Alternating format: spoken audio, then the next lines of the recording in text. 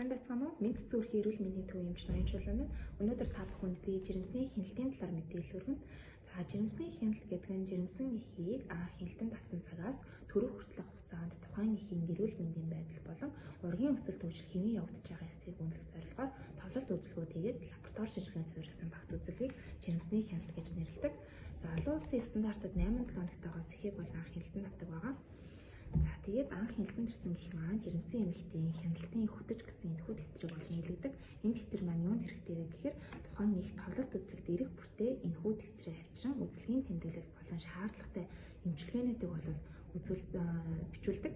За тэгээд эхний үзлэгт хэрэгтэй ээжүүд маань хэд хэдэн шинжилгээг мөн бүрдүүлж ирэх хэрэгтэй байдаг. Үүнд нь болохоор их тавиан шинжилгээ, мазок, цэсний ерөнхий шинжилгээ, шээсний ерөнхий шинжилгээ, цэсний бүлэг тодорхойлох, цэсний резус тодорхойлох болон бусад лаборатори шинжилгэүүд бол багтдаг байгаа. За шинжилгээнд дээр анхаарах зүйл нь гэх юм бол 11-ээс 13 хоногтод их тавиан шинжилгээгээр НТ гэдэг зүйлийг үзүүлэх хэрэгтэй байдаг. Энэ нь болохоор ургийн хямга яс болон шилэн үзүүрийн арын цайг хэмжин хромосомын гажиг байгаа эсэхийг бол илрүүлдэг байгаа. За тэгээд үүний дараахаар жирэмсний 20, 28, 32, 38 хоногтойд их тавиан шинжилгээнүүд бол давтан хийгддэг. Мөн 24 хоногтойд өглөө үеийн цэсний сахар үздэг бол 32 хоногтойд анх эрэхтэй бүрдүүлсэн бүх шинжилгээг бас давтан хийдэг байгаа. За эхний 3 сартад болохоор поли үржлийг зайлшгүй шаардлагатай байдаг. Энэ нь болохоор тус багтал болон ургийн мэдрэлийн тогтолцооны гажиг усгээс сэргийлж өгдөг байгаа.